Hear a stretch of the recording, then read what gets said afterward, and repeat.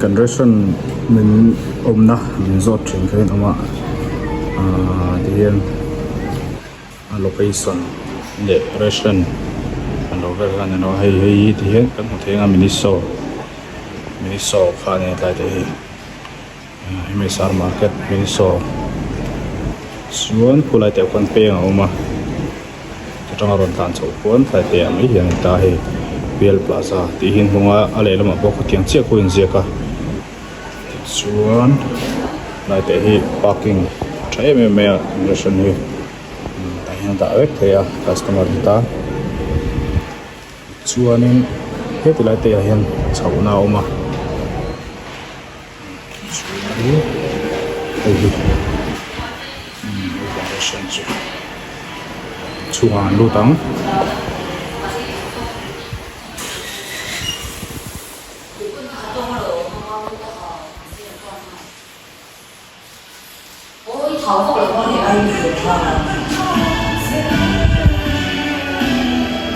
cái mà tạo từ từ ăn từ đó cái hồ bạn nhảy mò ô có thể để cuốn dây hơi bị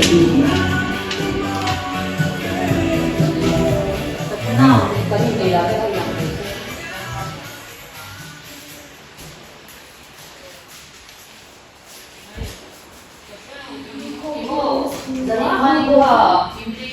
cái do hiện eng mà cái là phong trào hiện mình làm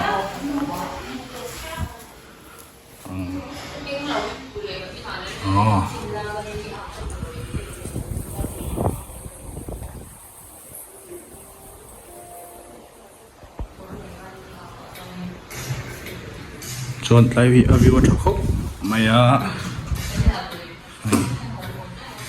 hiện qua thì đã chọn hal thấy bốc anh chú mà xin được chú cái tụ nào chọn chặt tắc anh xua đấy hay là bạn hiện hay là một trong những cái lượng hết trong phơi nó cẩn hết trong phơi nó cẩn thấy thôi hết trong phơi nó cẩn thấy thôi tại đấy nọc nuôi bay bẩn xiêm là tại đấy hay làm bằng phơi nào mà chụp nào mà số tập bao số nào mà số làm bằng số anh đủ khúc mày còn nên dễ làm hết trong hiện cái cô lệ khác rồi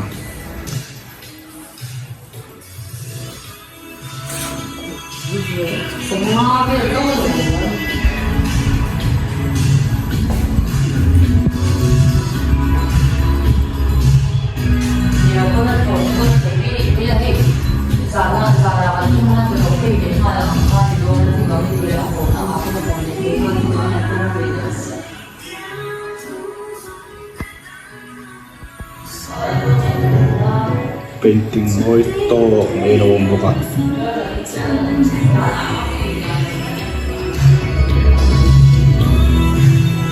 xuống hết à lâu này một cả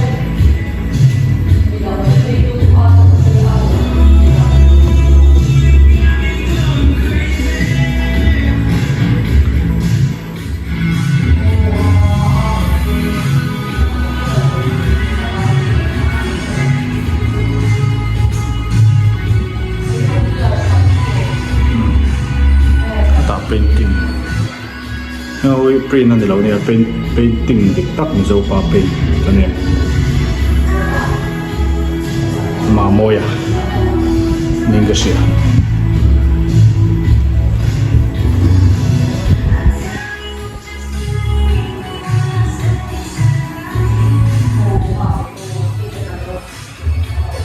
đặt thấy không có mấy rồi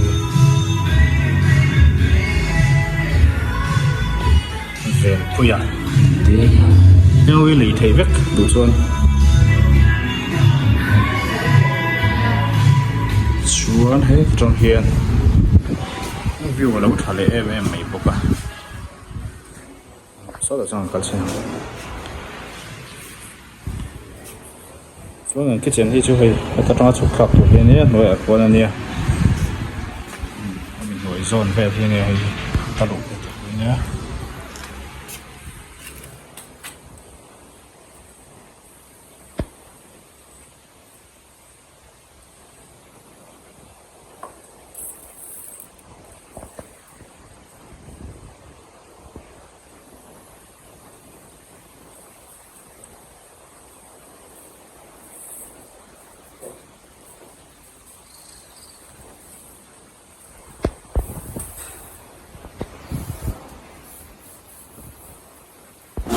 ole hela ma hian kal ve lenga chuan heng ho hi couple ta da se de ora wania thutleng thu table hi tiang thil ta lo na heng ho nal khop me ti romantika chuan hilam pang hi chung kwa family thian ho tan are me zau tha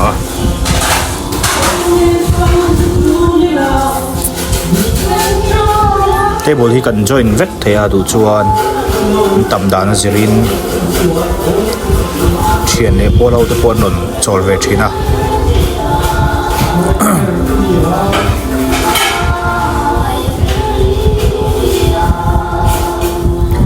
a view hi nuama